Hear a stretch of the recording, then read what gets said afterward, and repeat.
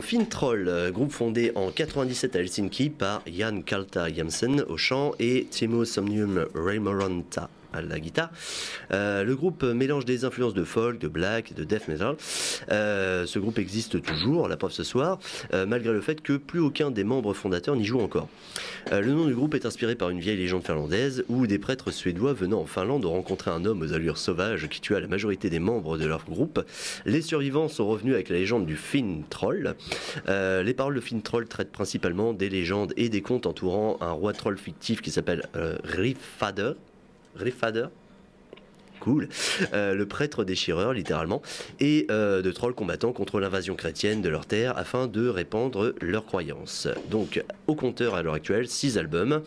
Un album live qui est enfin sorti en 2014, s'appelle Nathan med Levande Finntroll.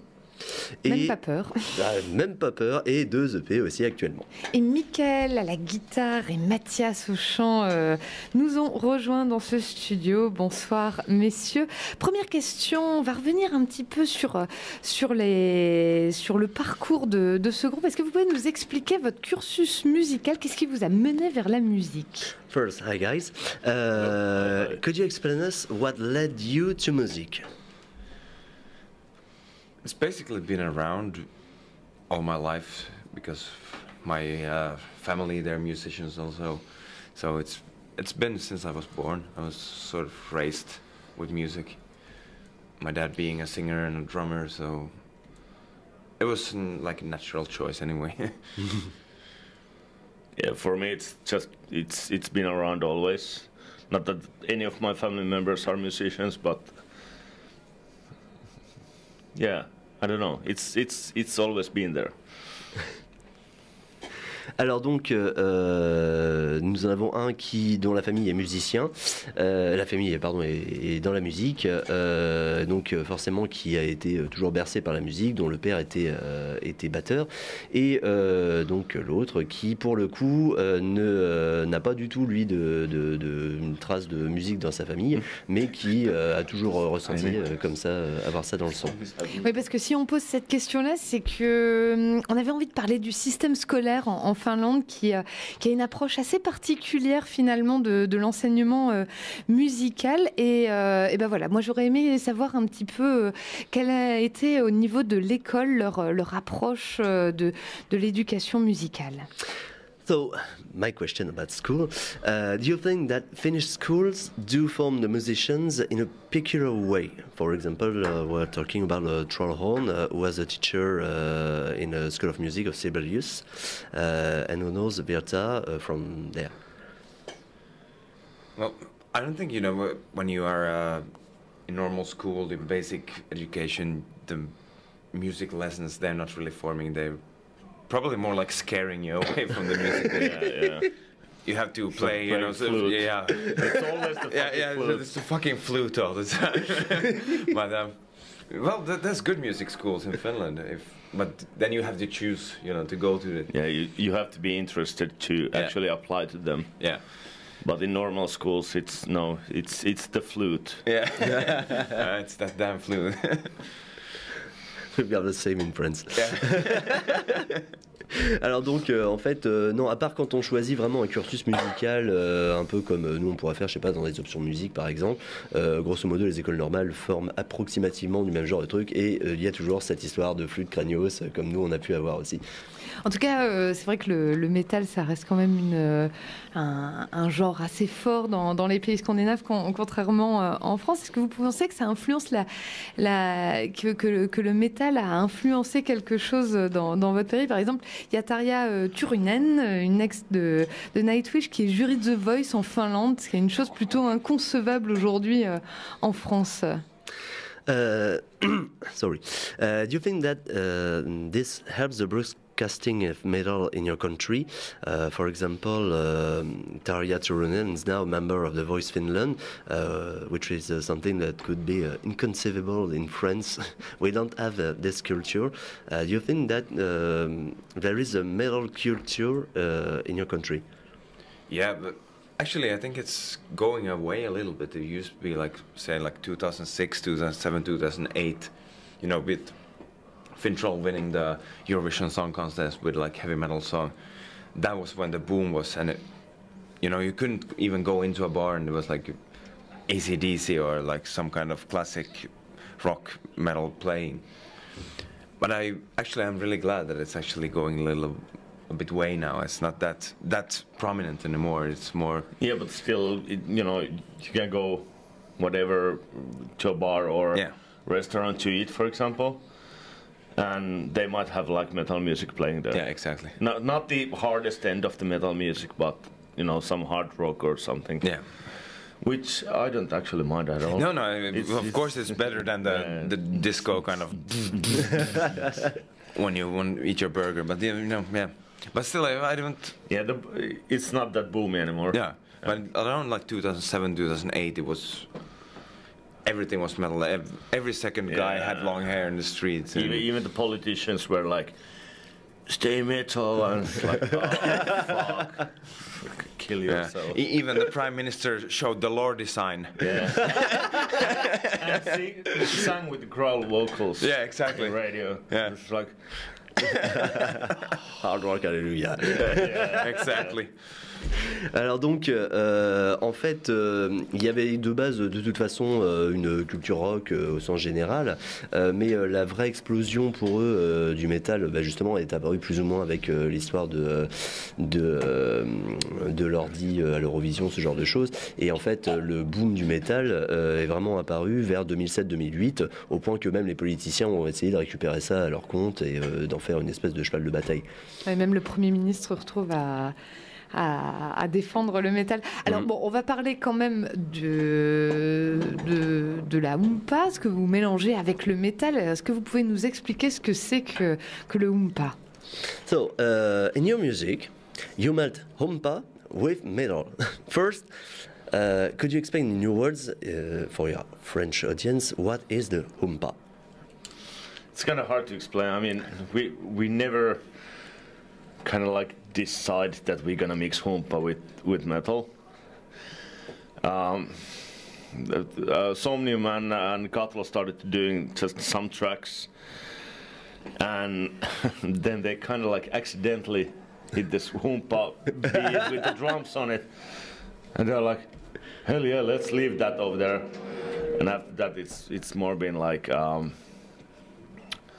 it's been like that media says that we mix oompa with metal. Yeah, it's like on every album there's maybe 3 riffs that have it, and still we are like oompa metal or some kind of. But you know, it's the music itself is like, it's what like country music is to America. You know, it's like what the old people listen to and go out dancing on a Sunday afternoon. That's like. Yeah, that's what oompa is like. Yeah. Sort of a little bit like folkish melodies and really sentimental and mixing a little bit of country and some Schlager into it. And there you have it. That's like it's basically the drum beat. Yeah. Yeah, and the vaihtobasso, let's go the bass. Yeah, that's sort of what it is, but.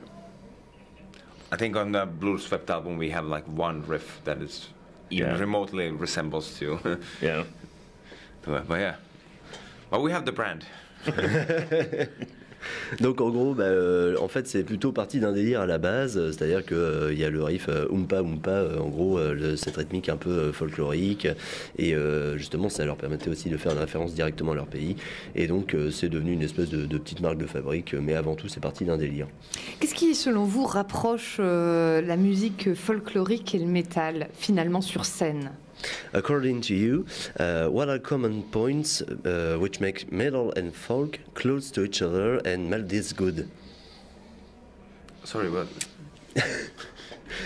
Why do you think that folk music and metal do get so well together? Well, it's been because if you check Finland out, the folk music in Finland is really like melancholic and really slow and also dark. Dark and lyrics are super dark and really like melancholic, and I think it sort of like speaks to the metal people in the same way, that, you know, because metal has the same elements. So I guess that's why, you know, if you would mix it with like Greek or Polish folk metal that is really fast and really happy, then it would be it would be like. Oh well, we have done it though. Yeah, we have actually. Yeah. With the. Let's not talk about it. Yeah. But yeah, the Finnish folk music is really sort of the same thing as metal. If you check out like some of the points, like the minor, really sad and really yeah. So and what comes to folklore, there's all the stories. There's always like somebody is gonna die. Yeah, exactly. It's really morbid usually the Finnish folklore also.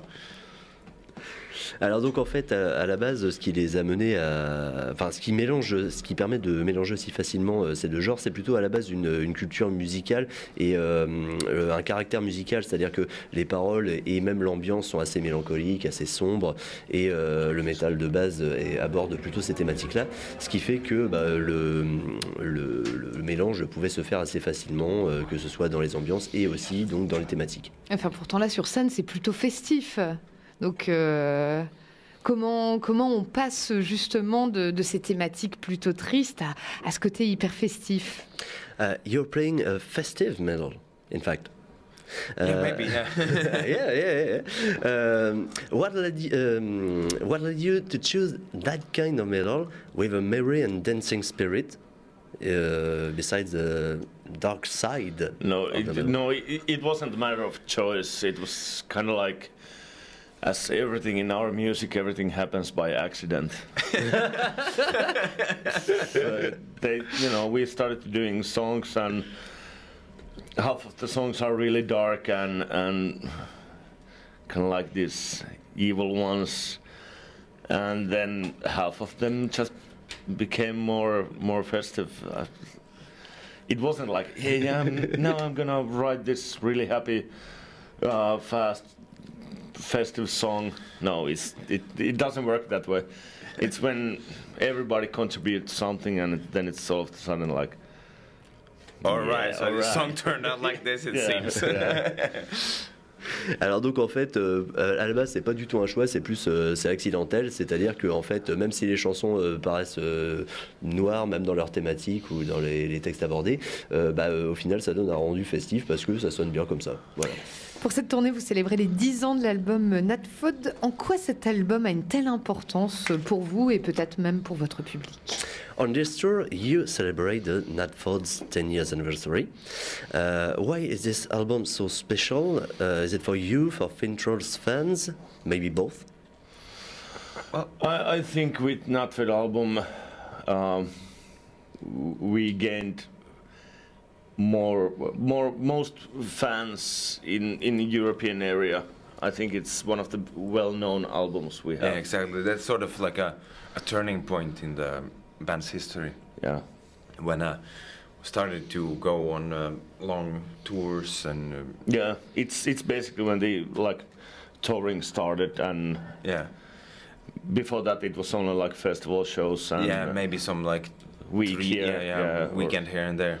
And also, I think it's an important album for the folk metal scene. I'm not big on the folk metal, but still, I consider this as one of the albums that actually paved the way for the whole folk metal scene. It's about the time when people started talking about folk metal as folk metal. Yeah, true. It's sort of with the song Trollhammaren that really sort of turned the table on the folk metal scene. But I don't think for us personally, it's not more important album than the others. It's just one of the albums we have made, but it doesn't personal level. It doesn't have any higher value than the rest of the albums. Alors donc, le truc, c'est que surtout parce que c'est... pourquoi cet album en particulier? Parce que c'est l'album qui plaît le plus aux fans de base, mais aussi parce que ça a été un grand tournant à la fois pour le groupe, mais à la fois aussi pour la scène folk metal, puisque la connaissance du genre folk metal est venue principalement grâce à cet album-là, qui, avec Troll Amaran par exemple, qui a été le gros hit, a marqué, on va dire, le chemin, et donc ça leur a fait aussi partir sur les plus grandes tournées qu'ils aient pu faire. Mais pour eux, c'est pas l'album le plus important, c'est pas forcément le préféré, le meilleur, le quoi que ce soit. C'est parce que au final, ça a été une espèce de point, de carrefour, on va dire, dans leur carrière, et qui les a vraiment lancés et fait reconnaître le folk metal à proprement parler. Et oui, 10 ans pour